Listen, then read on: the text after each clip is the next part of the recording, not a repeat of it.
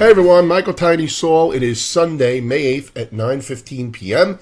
and this is the stock trading watch list for the week of May 9th, 2011. Start with Shutterfly. This is a carryover from Friday, looking to go long 52.51 or better if it were to gap down below that. 2-point stop. We move stops on a 75-cent gain. It's a half a unit trade. This is a half unit trade. Gap below the stop, which means a gap below 50.51, cancels the trade. Half plus 2, half plus 4 are the targets. Half a unit trade. And don't forget, it's very important to check in with the blog by 9 a.m. Eastern, just in case there are updates like cancels or profit target moves or stop moves, etc. So if there's no update, there's no update. But if there is one, I will get it up there before 9 a.m. Eastern.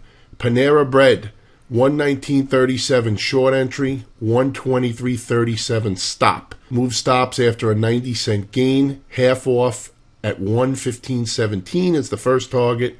Second half off at 107.87 is the second target. Now, 4-point stop, but once again, the size of the stop doesn't matter. Okay, it's still 1 unit of risk. So let's say, for example, and there's not, but let's say there's a stock on the watch list that had a 40-cent risk. If it goes 80 cents, okay, that would be a 2-unit gain.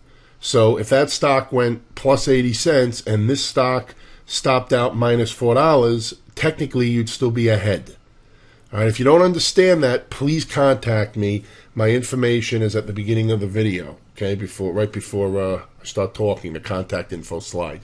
So just rewind back and take a look. But it's important to understand that concept.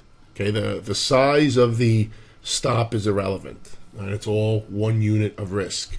All right, Avid Technology, we're looking at a 16.47 long, about 14 cents below the 200-day. 80-cent stop, 38-cent gain, moves stops to break even, half off plus 1, and half off plus $2.40. Looking for this to test the 200-day and just giving it a little wiggle room in case it wants to bleed through. But this, in my opinion, is stretched here, and I think it's going to get a little reactive bounce. So watching that one. Also watching NetScout Systems the same way. 22.27 long, $1.50 stop, stops moved after a 65-cent gain, half off plus $1.60, and half off plus $2.40. Now, I have 3 stocks on the list that I'm just going to be watching. There are no actionable triggers for Monday. First one is NetEase. Giving this one another session here, but this was a nice impulse on Tuesday. Looks like it's correcting there. I'm expecting this one to trade lower and try for that 200-day moving average, but I want to give it one more session, okay, at least. Obviously, if it goes berserk, then I'll give it much more than one, right? 3D Systems, same thing. Looks to me like it wants to continue on the downside, but I want to give it one more session.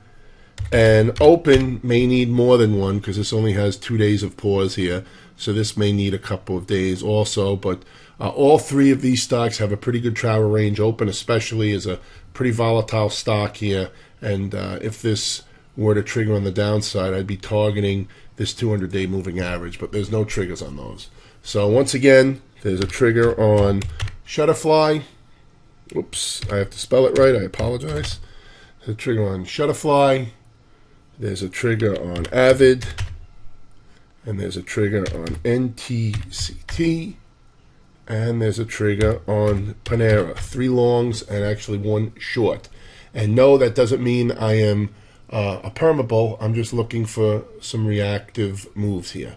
So that's it. Don't forget to check the 9 a.m. update. I will talk to everybody again with the management video tomorrow. Have a great trading day on Monday.